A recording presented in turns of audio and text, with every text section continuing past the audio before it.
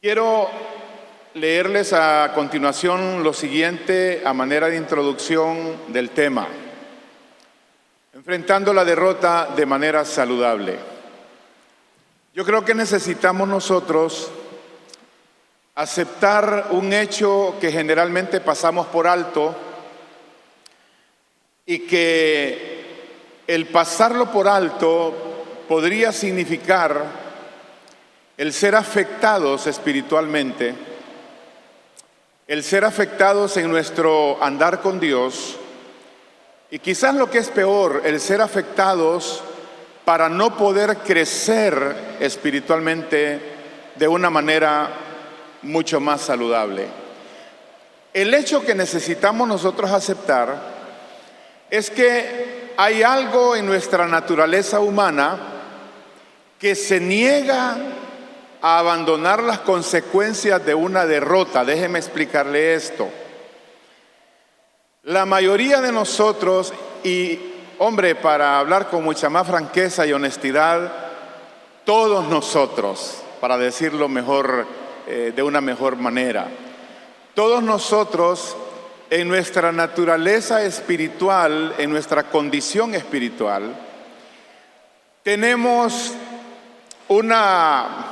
yo digo que es una falla, es algo congénito con nuestra condición pecaminosa, heredada de Adán y Eva, y es el hecho de que cuando nosotros fracasamos, nos negamos a aceptar que Dios sale a nuestro encuentro, que su gracia está con nosotros y que su poder está disponible para que podamos de inmediato levantarnos y avanzar con salud espiritual. Quiero remitirme a los hechos en términos de la experiencia que nos es común a todos. Escúcheme bien. Ustedes se han fijado que cuando nosotros fracasamos en algún momento de nuestra vida, en cualquier aspecto de nuestra vida, un fracaso emocional, un fracaso financiero, un fracaso de salud, digo, una pérdida de salud, perder la ruta en algo, fracasar en algún emprendimiento, en el desarrollo, por ejemplo, de una profesión en términos académicos, en relaciones interpersonales. Mire, cualquiera sea el escenario en donde se provoque una derrota temporal en nuestras vidas, usted ha notado que nos cuesta levantarnos. Usted ya se fijó que tendemos a estacionarnos en ese momento de crisis, ya sea por culpa, por vergüenza, por falta de ánimo o por una acusación indirecta a Dios, como por ejemplo la actitud de decir en el corazón: Señor, ¿y por qué me pasó esto a mí? ¿Cómo es eso si he estado confiando en ti, esperando en ti? Tú eres mi confianza, yo he declarado que eres mi Dios. ¿Y por qué estoy en esta situación de derrota? Y esa situación, de alguna manera, insisto, nos paraliza, nos detiene. Y es una cosa que inclusive no necesariamente se ve o lo decimos a los cuatro vientos, pero nuestra actitud, nuestra manera de avanzar, nuestra manera de responder a la vida espiritual, a los compromisos con Dios, a ese desafío que tenemos en la fe, de alguna manera nos volvemos pasivos, perezosos, descuidados, indiferentes, y le bajamos el ritmo a nuestro compromiso con Dios. ¿Sabe lo que significa todo eso? Que en el fondo nos cuesta levantarnos del fracaso, que es una lucha. Inclusive hay temporadas donde pasan meses, a veces años, de decirle no a las nuevas oportunidades, de decirle no a los nuevos desafíos, de decirle no a ciertas cosas que estábamos llevando bien en nuestra vida o en nuestra fe, y de repente tocamos la retirada de una manera sutil, pero insisto, igualmente dañina para nuestra vida espiritual. Entonces, mis hermanos y hermanas, Es la realidad. Todos los que estamos a lo mejor sentados aquí, estamos de alguna manera rendidos frente a algún nivel de fracaso. Y mire usted qué cosa, no necesariamente estamos hablando de pecados, de maldad, no estamos hablando de cosas condenables así de primera mano o en primera instancia, pero estamos hablando de situaciones, repito, que nos tienen de alguna manera y en algún nivel estancados en nuestro andar con Dios. Bueno, fíjese que a ese tipo de hermano y hermana, a esa persona que a lo mejor está sentada acá hoy, yo quisiera dirigirme con la palabra de Dios. Es como ayudarle a usted a apagar las luces de parqueo, encender nuevamente el motor de su ánimo, de su compromiso y empezar una vez más con una nueva actitud frente a sus derrotas. Esa es la intención y el propósito de este mensaje.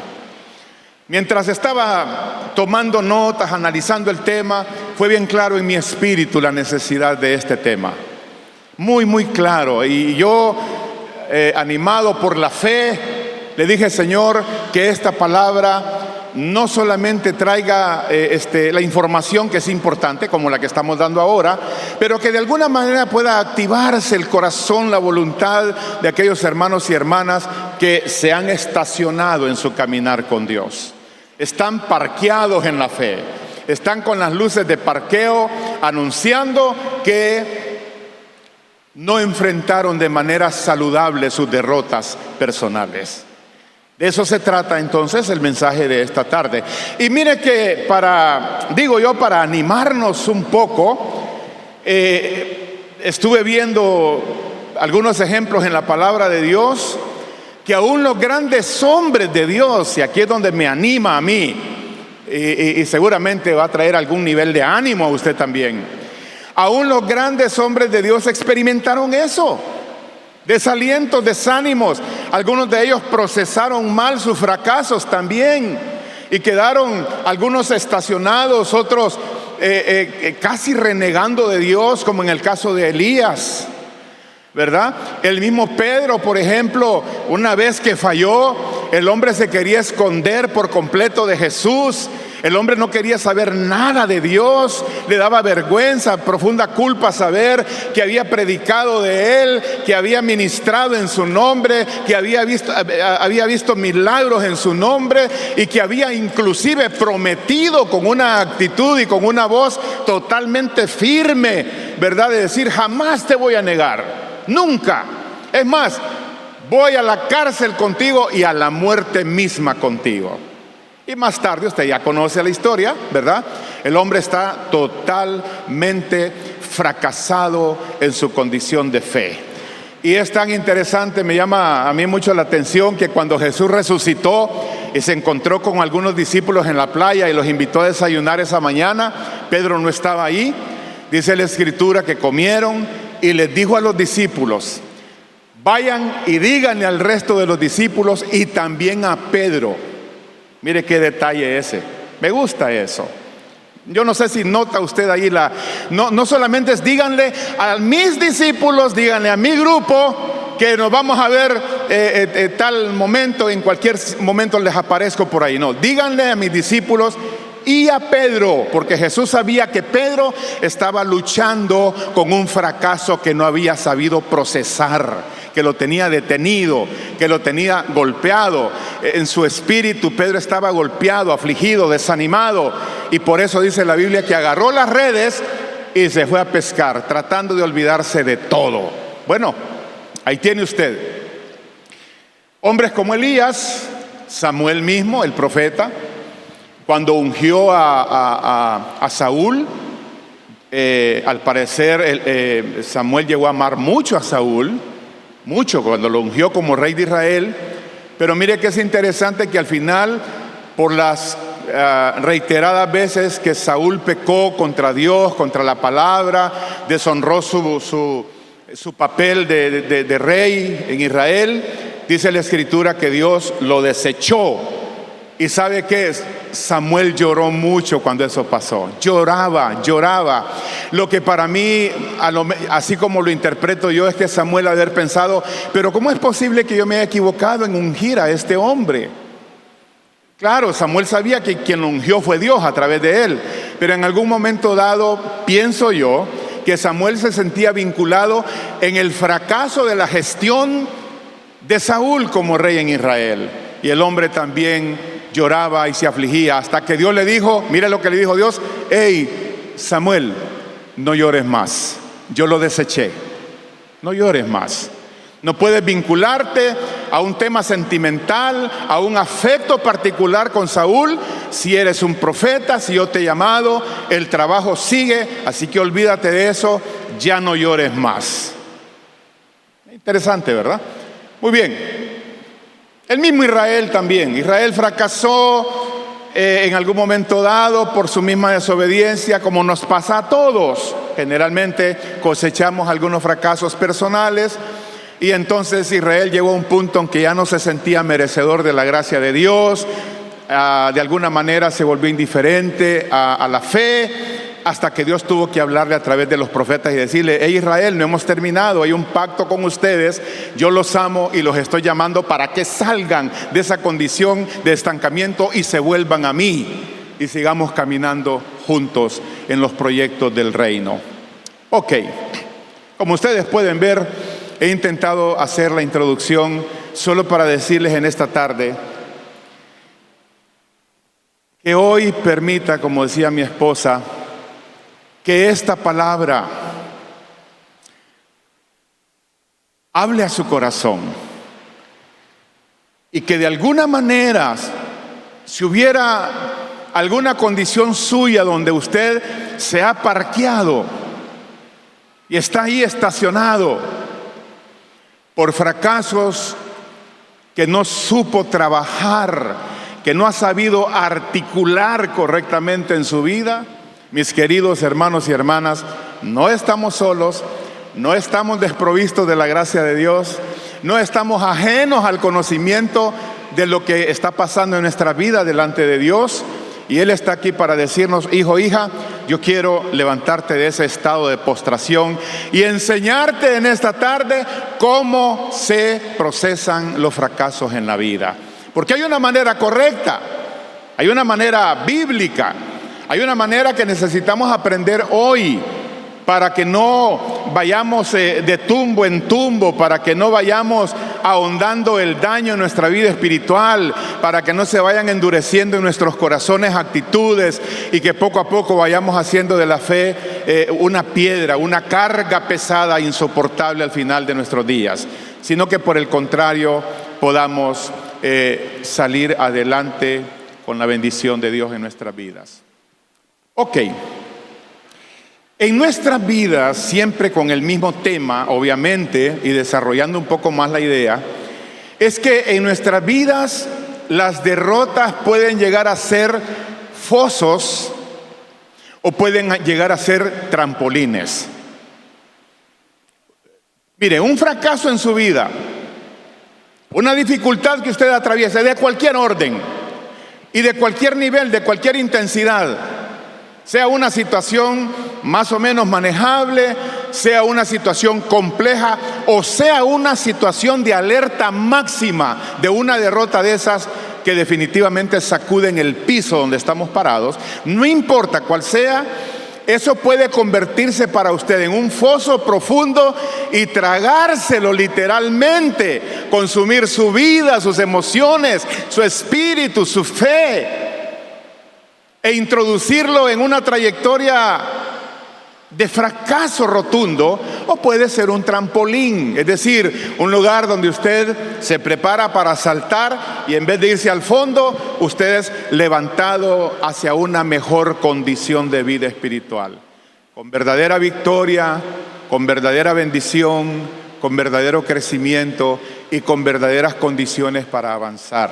Puede ser un foso o puede ser un trampolín. Ahora, vayámonos de inmediato a un texto de la palabra de Dios y más o menos ahí vamos a estar trabajando la la idea bíblica de cómo nosotros podemos, como dice el tema, enfrentar nuestras derrotas de manera saludable. Estamos hablando del libro de Josué, capítulo 7, verso 10. Josué, capítulo 7, versículo 10. Vamos a ver, Ana Raquel, aquí está.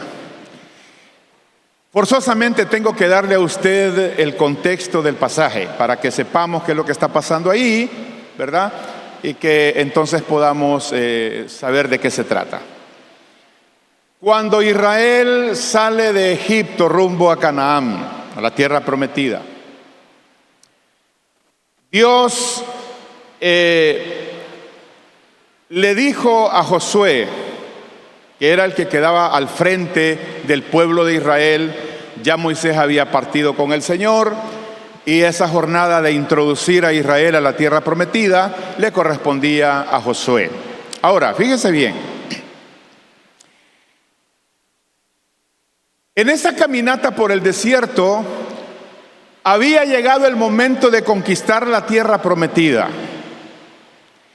La primera ciudad que tenía que conquistar Israel al mando de Josué era la ciudad de Jericó. No tenemos el tiempo, pero déjeme decirle, Jericó era una ciudad profundamente desarrollada en comercio, muy llena de habitantes, con una gran cantidad de habitantes, y las condiciones de seguridad que tenía Jericó eran extraordinarias. Los muros eran envidiables, eran fuertes, bien cerrados, tenían toda la estructura de la tecnología de aquel entonces para representar una verdadera seguridad para Jericó.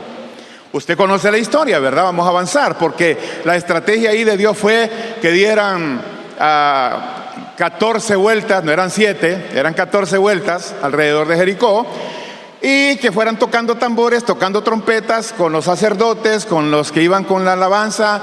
Los primeros días era en silencio, al final tenían que hacer mucho ruido, y el milagro fue que se derribaron las murallas, se cayó todo. Entraron a Jericó los israelitas, saquearon la ciudad, tomaron rehenes, mataron mucha gente, y esa fue la primera conquista del pueblo de Israel. Escuchen bien, queridos hermanos y hermanas. El mandato de Moisés a Israel, más bien de Dios a través de Moisés para Israel, era que al conquistar a Jericó, y esa fue la consigna que les pasó Josué a nombre de la ley del mandato de Dios, al tomar a Jericó, no fueran a agarrar nada de las riquezas que tenía esa ciudad. Ya fueran mantos babilónicos, ya fuera oro, plata, joyas, cualquier tipo de riqueza de Israel, de Jericó, ningún israelita lo debía de tomar. ¿Y por qué razón? Bueno, porque Dios le dijo a Israel que Jericó eran las primicias, era lo primero de la guerra en esa conquista de la tierra prometida, que le iba a pertenecer a él, y que todas las riquezas iban a servir para el tabernáculo de Jehová. Nadie podía tocar eso. De ahí para allá sí, el resto de los pueblos que conquistaran, todo el botín de guerra le iba a quedar a todos los israelitas, a los soldados israelitas y a todo el pueblo, y también a los sacerdotes. Pero todo el bien de Jericó no lo podían tocar. Bueno, la historia, voy resumiendo, la historia es que un hombre llamado Acán, escuchen bien, Acán, cuando estaban en Jericó y que habían vencido y que habían conquistado, miró entre las pertenencias ahí de la riqueza un manto babilónico hermosísimo. Miró también plata y la recogió, y un gran lingote de oro también lo tomó. Lo envolvió, me imagino yo, en la túnica, se lo llevó a su campamento, más bien a su tienda de campaña, y lo escondió debajo de la arena. Para él, era para él. Bueno, la historia bíblica nos dice entonces que en ese momento Acán tiene guardadas las cosas ahí que no eran de él, que le pertenecían a Dios, Y lo que sigue es que llegan los soldados donde Josué le dicen, ¿sabes? Aquí tenemos otra ciudad que se llama Ai, así se llama, Ai, H-A-I, se llama Ai. Es un pueblo pequeño. Vamos a ir con los muchachos, danos unos 2,000, 3,000 personas, 3,000 soldados para conquistar ese pueblito y recoger el botín y traerlo. Y no maltratemos mucho al ejército, matemos 2,000 o 3,000 hombres. Josué les dio 3,000, se fueron. Y en la pelea con Ai, ¿sabe qué pasó? Ese pueblito se levantó, le sacó carrera a Israel y mataron, creo que algunos 34, 35 hombres. Gracias, Gladys. Murieron. Y cuando llega la noticia donde Josué, ¿y qué pasó? Les dice Josué. No, que ese pueblo se levantó con una furia, con una valentía. Nos sacaron carrera y mataron más o menos 34, 35 hombres de los nuestros. Y esta es la reacción de Josué cuando oye esa noticia. El hombre se tira al piso literalmente, se rasgó sus vestiduras como una muestra de duelo, de dolor, de confusión. Y empieza, dice, desde el mediodía hasta en la tarde estuvo tirado en el piso. Y dijo estas palabras Josué: si la gente, si el resto de los enemigos se dan cuenta que hemos sido avergonzados y humillados por este pueblito, nos van a perseguir y nos van a matar. Estamos terminados. Hemos sido humillados y hemos sido derrotados. Y sabe, le dijo a Dios, ¿por qué nos has hecho esto? Mire usted cómo cambia las palabras de Josué, de un lamento, de un estado de confusión, a un reclamo directo a Dios en un momento de derrota. ¿Por qué lo has permitido? Mejor nos hubiera dejado del otro lado del Jordán. No nos hubiéramos metido acá a correr el riesgo de morir en manos de nuestros enemigos. Hermanos, hermanas, le hago este relato porque es necesario hacerlo, por supuesto. Pero yo quiero enfatizar el punto para no salirnos de ahí. Josué se encuentra con todo el pueblo de Israel derrotado. Solo lo menciono así rapidito, no es ese el énfasis, pero se lo voy a mencionar. Note usted que un solo hombre pecó y todo Israel fue castigado. Quiero decirle que no hay tal cosa como un pecado privado. Si usted y yo pecamos, afectamos nuestro entorno familiar, afectamos nuestro entorno relacional y afectamos la obra de Dios. No existe el pecado privado. No podemos decir, mire, yo aquí peco tranquilo a solas, no le hago mal a nadie, no se preocupe. Yo no involucro en mi pecado a nadie más. Claro que sí. Acán se robó esas cosas, el pecado fue de un hombre, pero la culpa vino y las consecuencias vinieron sobre una nación. Ok, cierro ese punto porque estamos hablando de cómo hacerle frente a la derrota.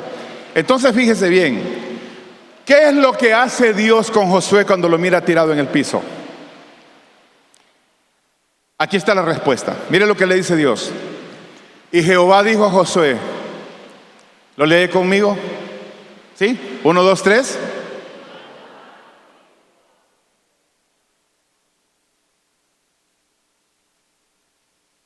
Ok, ahora sí lo vamos a leer. ¿Listos? 1, 2, 3. Y Jehová dijo a Josué, levántate, ¿por qué te postras así sobre tu rostro?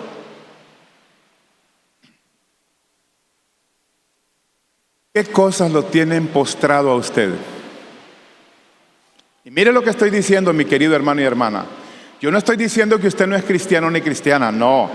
Eso no es el tema. Usted es un hijo y una hija de Dios. ¿Me da un amén, por favor? Sí, amén.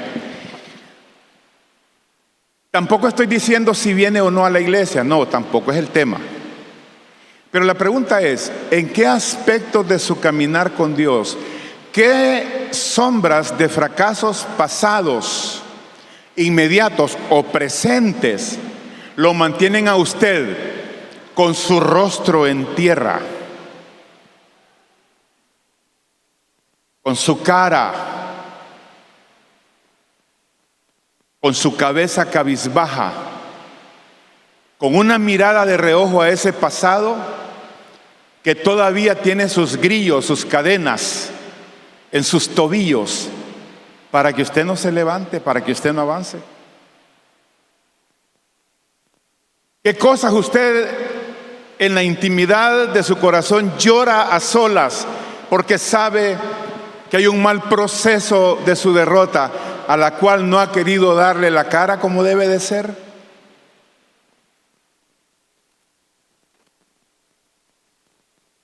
¿Qué situaciones, mis hermanos y hermanas? Mire,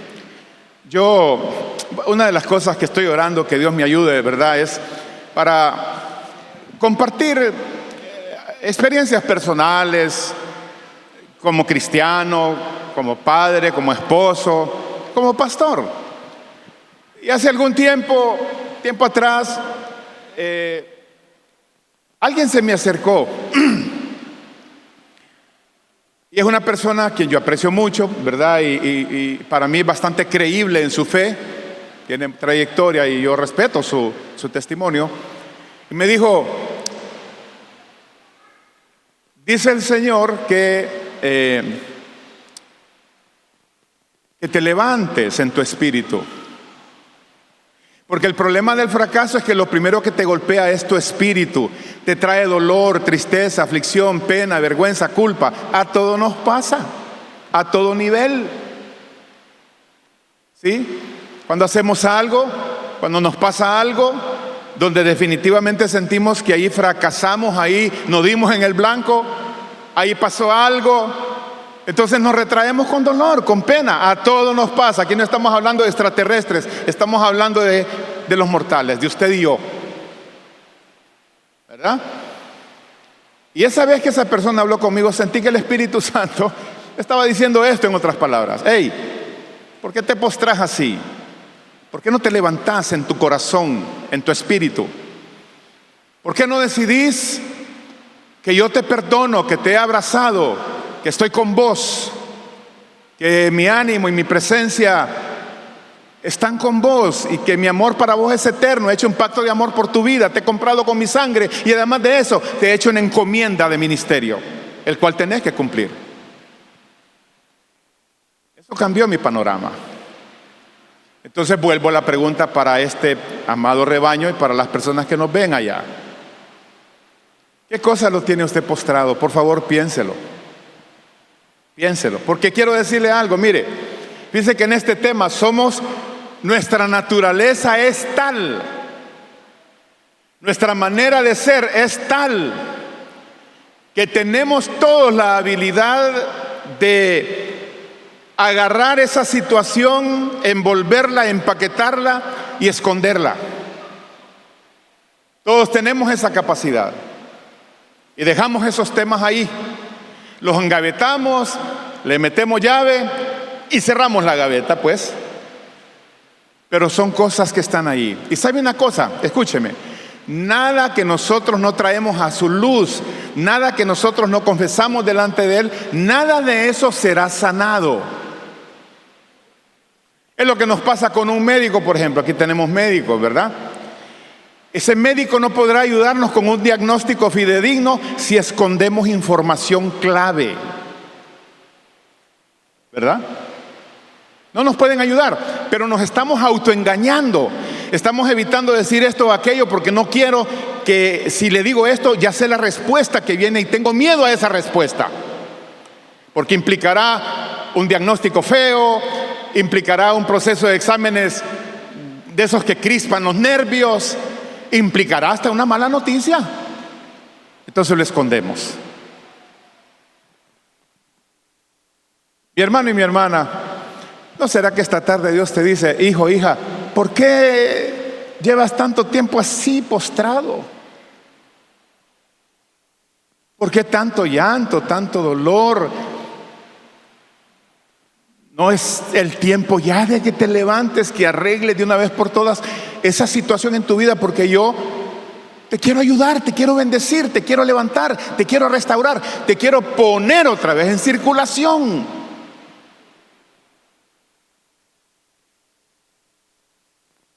Eso le dijo el Señor a Josué. Decía un escritor que leí hace poco en este tema, dice, mire qué interesante, dice, es casi seguro que nuestras derrotas son mucho más serias para nosotros que para Dios. Se lo voy a leer otra vez. Es casi seguro, dijo él, que nuestras derrotas son mucho más serias para nosotros que para el Señor. En otras palabras, es como cuando su hijo o su hija viene, asumamos que es un niño de pequeña edad o de corta edad, y le trae un mundo, un panorama de un mundo que se le cayó, que se le quebró, que se le hizo añicos, que para él eso significa casi el fin del mundo. Y usted lo abraza, lo pega contra su pecho, le soba tiernamente su cabeza, le dice, mi amor, no te preocupes, todo va a estar bien. No, pero es que mira, venite. Y usted empieza a razonar a ese nivel infantil de mentalidad los argumentos y las razones que le garantizan que todo va a estar bien. Así pasa con Dios. En realidad aquí era un tema, claro, era un tema serio, obviamente se trataba de pecado, pero lo que le está diciendo Dios a Josué es, mira Josué, arreglémoslo, no puedes estar tirado en el piso llorando. No se arreglan así las cosas. Mira, lo que tenés que hacer es reunir al pueblo, identifiquen al que pecó, sáquenlo aparte, vamos a ejecutar el castigo sobre esa persona e Israel queda limpio para que avance en sus próximas victorias. Muy bien.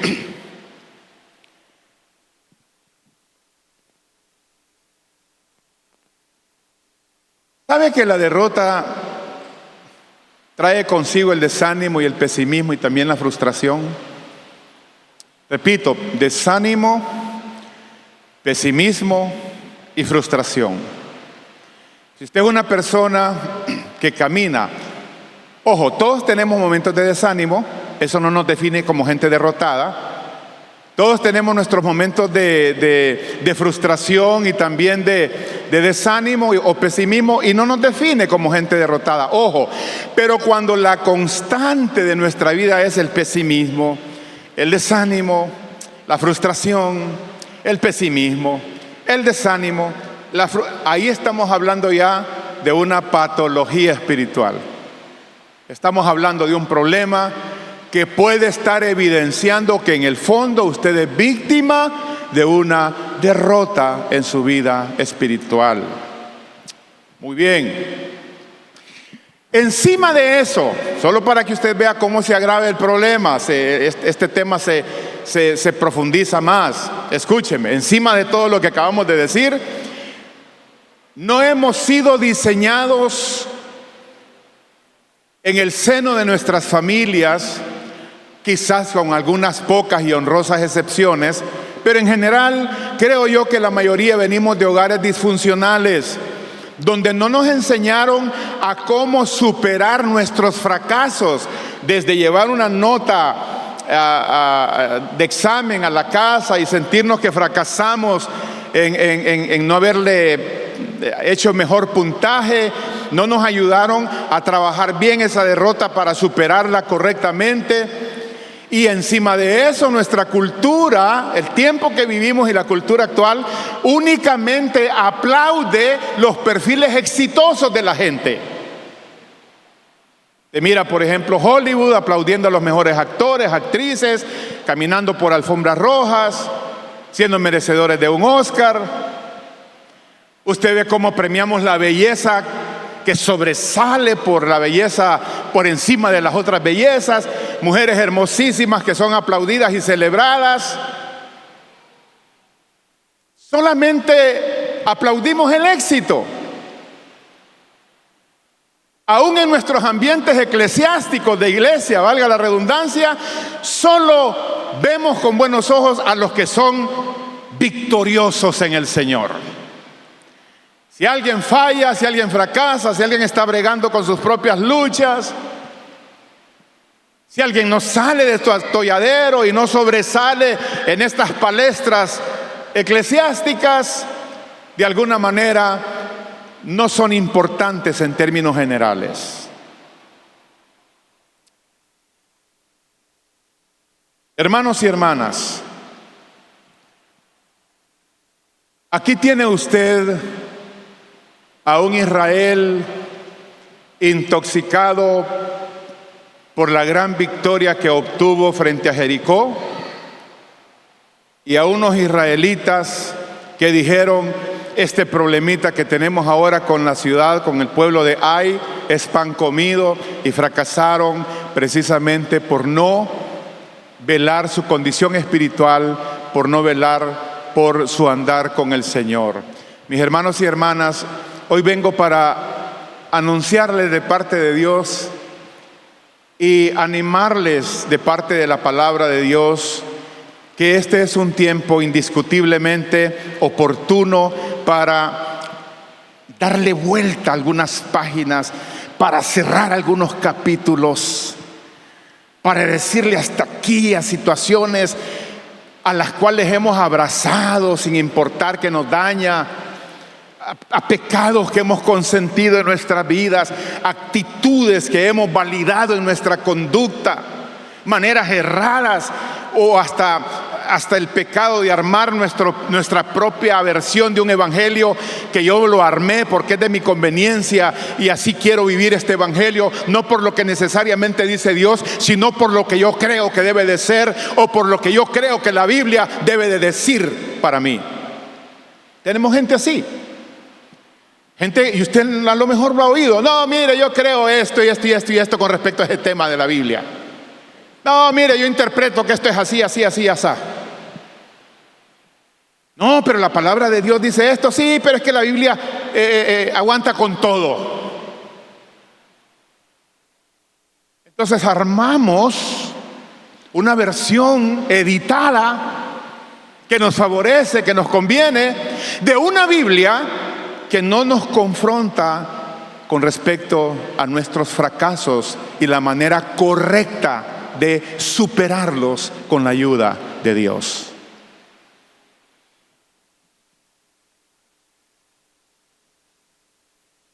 Déjenme mencionarle, mis queridos hermanos y hermanas, apreciada familia de Dios, déjenme mencionarle, para ir terminando, algunos puntos, solo como una reflexión antes que podamos orar. Solamente quiero rogarle, con el ruego pastoral, que al final anímese, aliéntese, dispóngase para levantarse y no seguir con el rostro en tierra de manera equivocada, pensando que es lo mejor cuando en realidad no lo es. Déjeme compartirle estos pensamientos. Número 1, escuche bien. Josué se sintió profundamente desilusionado y, escúcheme, y hasta traicionado por Dios. A veces nos da pena, ¿verdad?, decirlo. No, que yo me siento traicionado por Dios. Nos da pena porque sabemos que no podemos traicionar a un ser tan santo, tan fiel, tan bueno, tan amoroso. Pero en el fondo lo estamos. No digo que todos, por supuesto, pero hay personas que confiaron tanto en Dios, caminaron tan fiel con Dios, sirvieron también al Señor, fueron fieles en determinados tramos de su vida, en su caminar con Dios, que ahora sienten que lo que les ha pasado no lo dicen, insisto, por pena, pero en el fondo es: Dios, ¿qué pasó? Él está diciendo: Dios, ¿cómo es posible que hayas permitido esto? Si recién saboreábamos la victoria de haberle ganado a Jericó de una manera sobrenatural, y teníamos ya el respeto de nuestros enemigos por esa intervención sobrenatural tuya a favor nuestro. ¿Cómo es que nos has humillado y avergonzado ante un enemigo tan insignificante? Un reclamo contra Dios. Y mire, conozco personas que están enojados con Dios. Y esa actitud, ese mal proceso de su fracaso, los mantiene muy estacionados en su fe.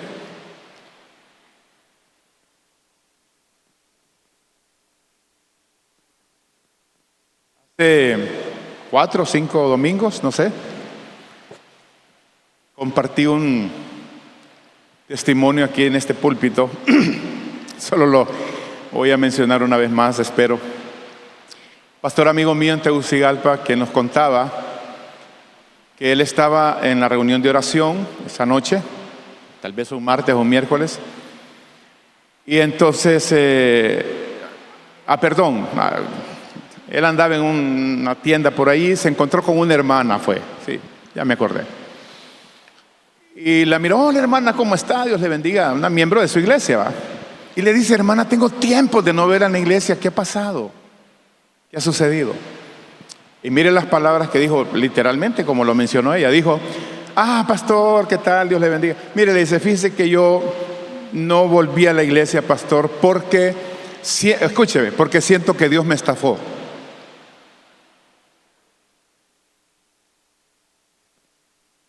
¿Cómo dijo? Que Dios me estafó. ¿Pero y por qué? No es posible. Dios no estafa a nadie, no es su naturaleza. No es el Dios de la Biblia el que usted está citando. Es que mire, y empezó con esa historia. Yo he servido, he honrado a Dios, usted no sabe cuánto he caminado con Él, usted no sabe los precios que he pagado, y tuve un serio problema y Él no me respondió. Me siento estafada en la fe.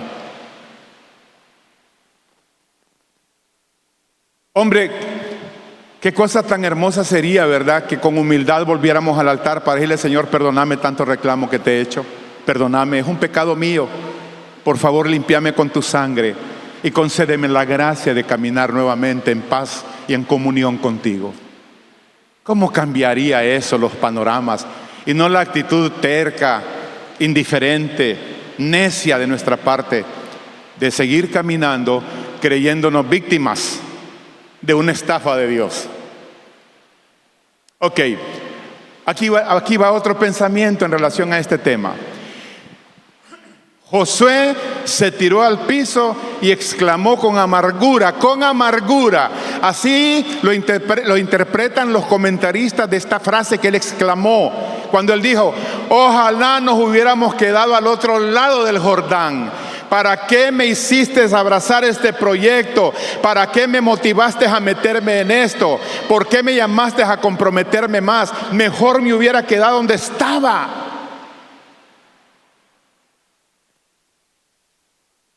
Y entonces, eso es Josué 7:7, Ana Raquel, por si lo podemos ver ahí, por favor, hija. Con amargura. ¿Qué cosas usted ha dicho? Mire, nos puede pasar, mis hermanos, pasa en la familia de la fe, ¿verdad? Que algunas veces decimos, no, mire, yo estaba bien, pero me metieron a hacer esto, a ser parte de aquello, a ser parte de lo otro, fui incomprendido, fui incomprendida, me maltrataron, no valoraron mi servicio, no les importó lo que hice, entonces no, mejor nunca me hubiera metido a esto, me hubiera quedado del otro lado del Jordán tranquilo. Y Josué dijo, Señor Jehová, mire, ¿por qué hiciste pasar a este pueblo el Jordán? Para entregarnos en las manos de los amorreos. No es cierto que mire hermano, yo lo he pensado también. Es decir, yo siento que a veces y lo hemos pensado todos, creo que sí. Le ha tocado a usted pensar, pues chica, ¿por qué Dios me está entregando a esta situación fea? ¿Porque me está entregando en manos de mis adversarios? ¿Cómo es esto que no me está protegiendo? ¿Cómo es esto que no me está cuidando? ¿Qué es lo que está pasando? Aquí está, es el mismo espíritu. Nos estás entregando en manos de los amorreos para que nos destruyan. Se siente que están pasando cosas tan difíciles, tan complejas, tan dolorosas y tan tristes que usted está diciendo, yo creo que este es Dios el que me está entregando la destrucción. Pero dice la Biblia, con amor eterno te he amado. Se lo repito, con amor eterno te he amado. Por lo tanto, no he dejado de tratarte con bondad y nunca dejará Jehová de tratarnos con bondad, porque para siempre es su misericordia, porque nuevas son cada mañana sus bondades con nosotros. Somos la niña de sus ojos. Dios nos ama. Dios está con nosotros. Diga conmigo, por favor, Dios me ama. Dígalo, Dios me ama con amor eterno. Y Él nunca, dígalo, y Él nunca me entregará en manos de mis enemigos. Amén. Si lo cree, dele un aplauso al Rey, dele un aplauso al Rey.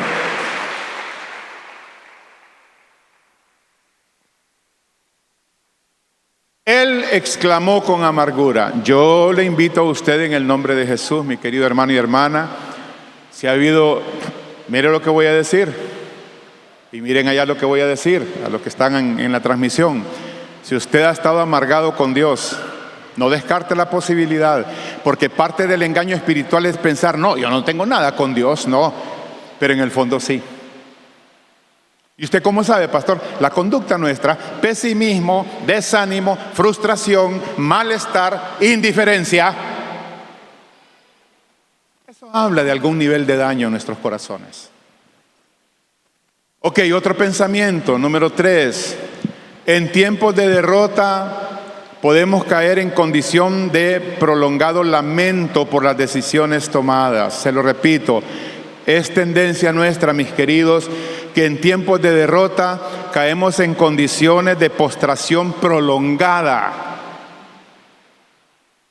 Ahí estamos.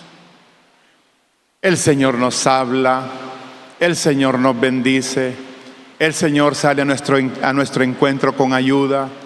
Dios obra en nuestras familias, Dios obra en nuestras circunstancias, pero seguimos en esa actitud de postración prolongada, de indiferencia.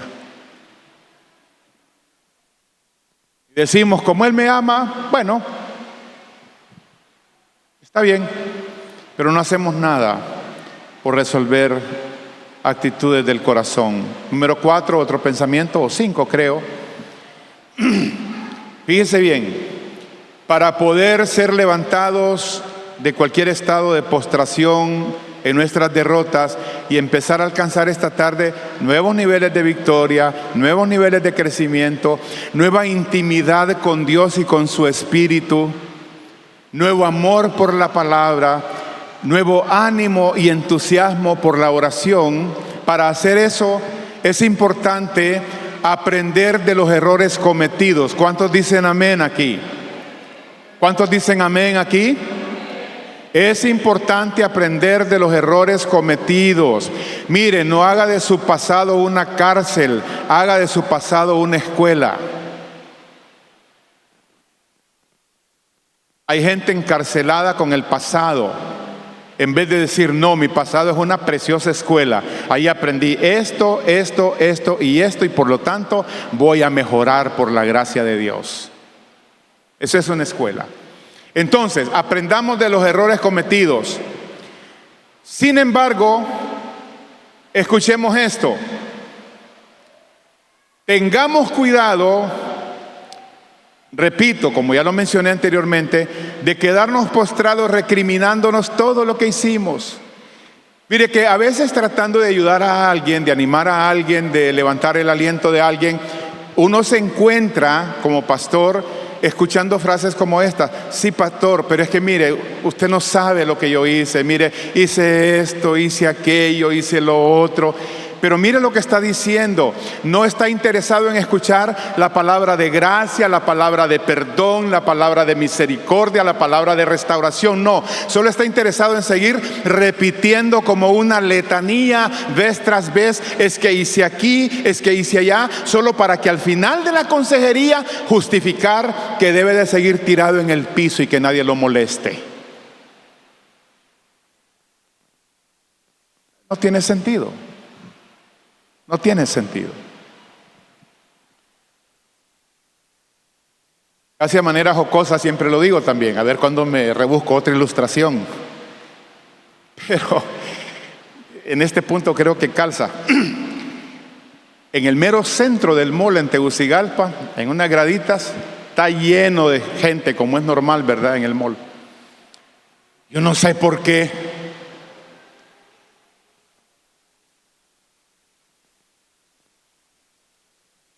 ¿Recuerdan de los paquines de Condorito? Los que leyeron eso. Solo paré las bueno, los pies. Caí abajo. Pero mire, tan pronto toqué el piso como resorte, ¡pum! Me levanto y caigo de pie. Me sonrío con un par de personas y sigo caminando.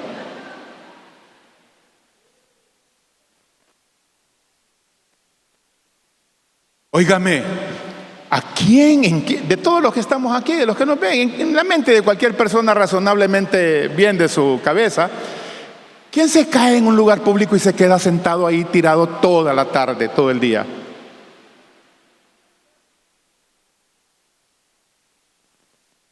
¿Sabe que hay gente así? Postrados, levantando un monumento a la derrota, al fracaso, y elevando a la categoría de virtud estar en el piso.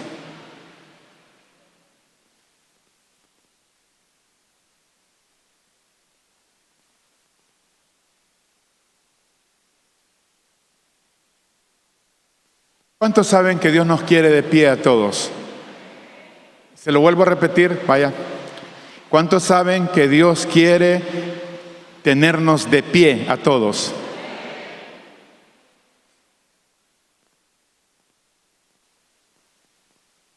Dios no se complace en verte postrado. Dios no se goza de tu condición de tristeza, de pena o fracaso. Nunca, nunca. Es el corazón de un padre. Los que somos papás aquí sabemos que las victorias de nuestros hijos son las nuestras, las alegrías de ellos son las nuestras, el llanto de ellos es el nuestro. Sabemos que cuando andan haciendo las cosas que no deben, de igual manera cuentan con nuestro amor, un amor que duele, sí, pero igual amor al final. Dios quiere mantenernos y tenernos de pie. Y escúcheme para ir terminando, si hay cosas que confesar, pastor, ¿qué hago? Yo sé que hay cosas en mi vida, yo sé que hay nudos que están en mi pasado, yo sé que hay cosas que han sucedido, sé que hay ciclos que no supe cerrar, sé que hay cabos sueltos en mi pasado. ¿Qué hago? Bueno, aquí está la palabra, mire, lo que voy a mencionar está escrito en la palabra. Si hay cosas que confesar de nuestro pasado, confesémoslas. Confesémoslas. Tanto a Dios como a la gente. ¿Verdad que es incómodo? Seamos honestos, ¿sí o no? ¿Ah? Iglesia, ¿sí o no? Sí. Es fácil decirle, ay Señor, perdóname porque es que... Perdóname, Señor, por ser malcriado. Perdóname por querer tener siempre la razón. Perdóname por ser tan argumentativo. Perdóname por desconocer que la culpa es mía, yo fallé. A mí me da pena, pero hay que hacerlo. Hay que hacerlo. Esa es la confesión. Confesar es lo que hemos hecho, ponerle nombre a nuestro pecado. Señor, perdóname por menospreciar a otros que considero de menos condición que la mía. Señor, perdóname por mirar de menos a los demás. Señor, perdóname por ser tan arrogante, tan orgulloso. Perdóname, Señor, perdóname, lávame con tu sangre. Señor, perdóname por ponerme a la defensiva cuando me quieren corregir y ayudar.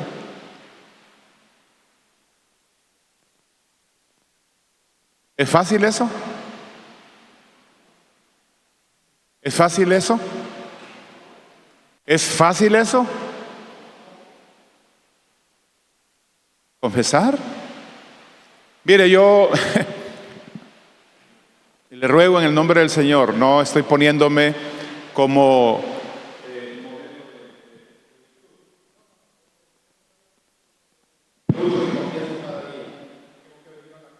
momento a momento, por mis pecados, mis maldades, a veces pensamientos y actitudes. Claro que sí.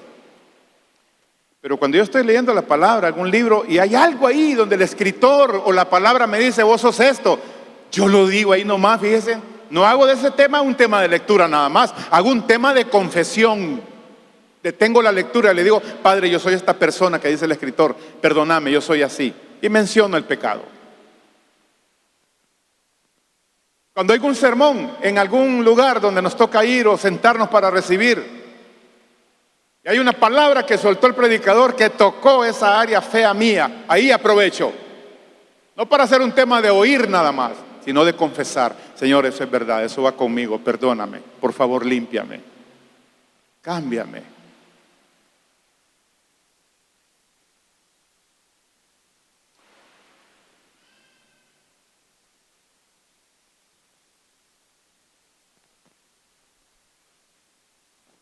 No, si hay cosas que confesar, confiéselas. Si hay personas que enfrentar, enfréntelas. Quiero decir esto. Hay personas con las que usted rompió de una manera abrupta. Hay personas con quien usted cortó una relación importante y no hubo plática, no hubo oportunidad de hablar. A lo mejor no para volver a andar como andábamos en términos de compañerismo, pero por lo menos de poder aclarar y decir cosas importantes o expresar malestares o pedir perdón. ¿Cómo es eso que podemos romper una cosa así, en paquete, en bruto, y soltarlo a un pasado donde no nos hemos dado el tiempo de enfrentarnos a esa persona y salvar lo que sea rescatable para que por lo menos quede un buen ambiente de relación? Pero somos así, ¿no es cierto? Rompimos con alguien al golpe, al topón, y lo echamos a la tierra del olvido. Enfrentar personas, busquémoslas, hablemos, hermanos. Aquí donde usted me mira otra vez, y eso solamente es por la gracia de Dios, porque no es mi virtud, no es mi capacidad, es la gracia de Dios. He buscado personas, nos hemos sentado, ajá, ¿qué pasó? Reconstruyamos hechos, ¿cómo estamos? ¿Estamos bien? ¿Te sentís bien? ¿Hay algo que hice? ¿Cometí algún pecado? ¿Te fallé? Hablemos, perdóname por favor, ¿serías tan amable en perdonarme?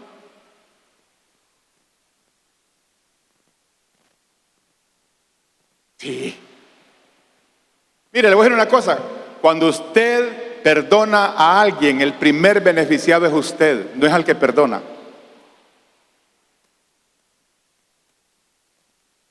Cuando usted perdona a alguien, el primer beneficiado es usted, no es la persona a quien usted perdona. Y cuando usted perdona a alguien no es porque lo merece, no, es porque usted se merece una oportunidad para crecer en amor.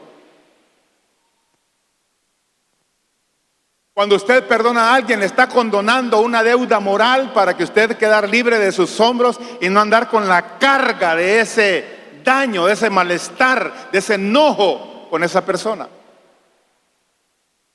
Es libre. Para mí es una bendición ver personas en la calle, abrazarlos y decirle, hombre, Dios te bendiga, qué bueno. Pasó lo que pasó, pero al menos desde este lado yo no tengo enemigos. Del otro sí, porque no podemos impedirlo. ¿Verdad? No, usted no puede impedir caerle mal a alguien, no está dentro de su capacidad de manejo. Pero en lo que a usted respecta, dice Pablo, usted está en paz con todos, y en lo que a usted respecta, usted no tiene enemigos. Yo no tengo enemigos. No los tengo. No puedo evitar que de allá para acá sí, pero a mí, en lo que a mí respecta, no. No los tengo.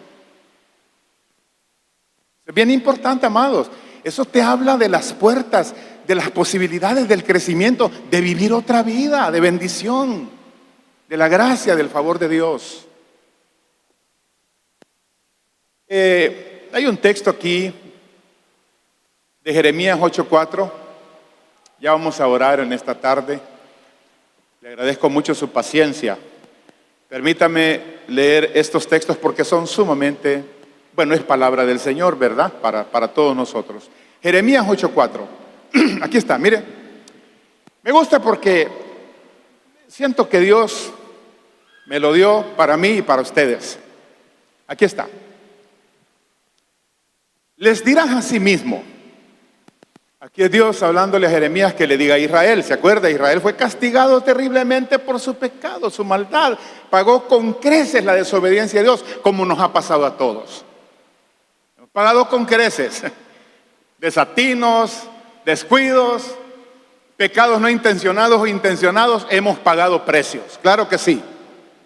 Pero estamos en casa, pertenecemos a un Dios que además es nuestro Padre y ni modo, hay que pagar lo que hay que pagar y corregir lo que hay que corregir, pero sin olvidar esta palabra de gracia para nosotros hoy. Aquí está. Les dirás a sí mismo, así ha dicho Jehová, el que cae no se levanta.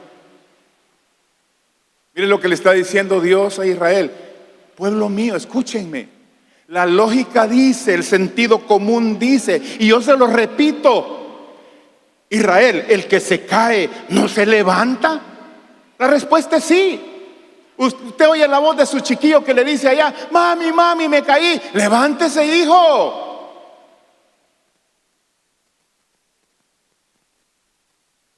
Algunos, para hacer un poco la broma, algunos papás y el chiste, y le oyen a su hijo, mami, me caí, vení, te levanto, le dice.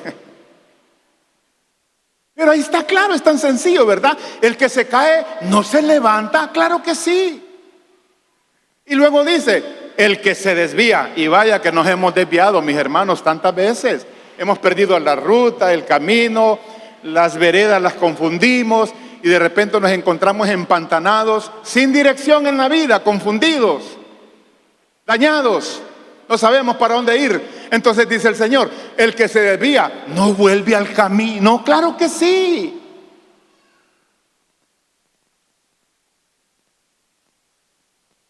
Para nosotros hoy volver al camino podrá significar lo que ya mencioné anteriormente. Volvernos a Él. Levantarnos de nuestro estado de postración, de fracaso. Mire, no le ha respondido Dios oraciones con respecto a su salud. Usted tiene tiempo de estar orando, está bregando con un dolor de huesos musculares, la cabeza, por todas esas áreas que Danielito estaba orando ahí, que más me parecía como el recetario de un médico. Qué capacidad de intercesión que le ha dado el Señor a Daniel. Pero escúcheme, ¿acaso porque Dios no nos responde es que Dios no es Dios? Tengo tiempo de estar orando por esto, pastor, y no me sano. Pero eso no hace que Dios no sea Dios. Tengo tiempo de estar pidiendo por esto y no tengo respuesta. Cálmese, Dios es Dios, está con usted. Dios lo ama, Dios está con usted y no lo dejará nunca, nunca lo dejará. Hay algunos que Dios decide sanarlos en el cielo. Sanitos llegan allá. Nítidos, transformados, glorificados, con cuerpos robustos, como ángeles. Y nosotros aquí batallando para que se le arreglen ciertas cositas o nos arregle el Señor ciertas cosas. Pero Dios está con nosotros y no nos dejará y no nos desamparará. Hermanos queridos, levantémonos hoy. Aquí está el Señor. Hijo, hija, levántate. Te desviaste, te apartaste, te descuidaste, hay que volver. Y el último texto, me gusta mucho, Isaías 52:2. Ana, si podés encontrarlo en la versión Dios habla hoy, la DHH, ahí se abrevia, Isaías 52:2.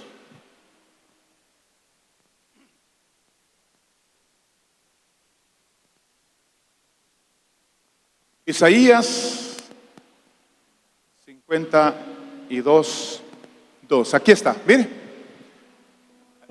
Mire el lenguaje y asócielo con el tema que estamos tratando y verá usted que cuadra perfectamente. Le dice Dios a Israel, sacúdete del polvo. El polvo nos habla de las miserias humanas. El polvo nos habla de nuestros orígenes frágiles. El polvo nos habla de una humanidad caída. Del polvo eres y al polvo volverás. El polvo nos habla del fracaso y la derrota.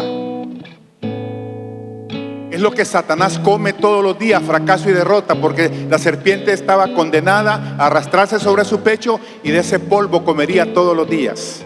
Entonces dice el Señor: sacúdete del polvo, levántate, levántate y siéntate, Jerusalén, suelta las ataduras de tu cuello. Mire, el fracaso le gusta tenerlo a uno así, mire, del cuello. Aquí te tengo, día a día, semana a semana, mes a mes, año a año, ahí te tengo. Entonces dice: suelta las ataduras de tu cuello, cautiva hija de Sión. Suéltate, levántate, abandona el polvo. Esa palabra, siéntate en el trono, cuando dice siéntate, otra versión dice siéntate en el trono. Porque dice siéntate en el trono. Trono ahí está en minúscula, quiere decir siéntese para gobernar, para ejercer autoridad por la palabra, por el Espíritu, por la sangre de Cristo, por el poder de Dios, y decirle: fracaso, se acabó el drama tuyo en mi vida, ya se acabó esta página en mi vida. Me levanto en el nombre que es sobre todo nombre, en el nombre de Cristo, para gobernar en vida, para tener una vida que glorifique y exalte tu precioso nombre. Me levanto en el nombre de Jesús. Seamos enérgicos contra los sentimientos del desánimo. Nuestra gente, la gente suya, su familia, necesita ver que somos padres o personas que no se quedan en estado de postración por largo rato. Que nuestros hijos puedan decir: es cierto, mi papá se ha caído, pero se levanta. Es cierto, mi mamá ha tenido tiempos de crisis, de postración, pero se levanta. Agarra la fe, agarra la palabra, busca a Dios y sigue adelante. Necesitamos que la gente que nos rodea puedan decir: mi papá y mi mamá saben manejar saludablemente sus fracasos, y yo quiero aprender de él, quiero aprender de ella, porque los tiempos son peligrosos y necesitamos modelar una fe viva que pueda ayudar a nuestros hijos con las situaciones que vienen sobre la tierra.